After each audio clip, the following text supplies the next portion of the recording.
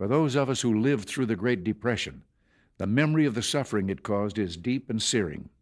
And today, many economic analysts and historians argue that high tariff legislation passed back in that period, called the Smoot-Hawley tariff, greatly deepened the Depression and prevented economic recovery.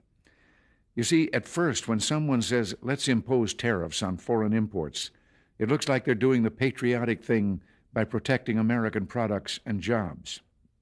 And sometimes for a short while it works, but only for a short time.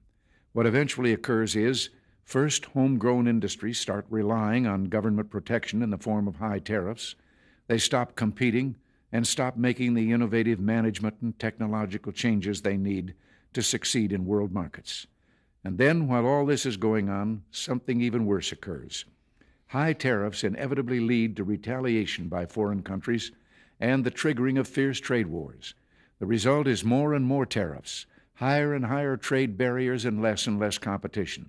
So soon, because of the prices made artificially high by tariffs that subsidize inefficiency and poor management, people stop buying.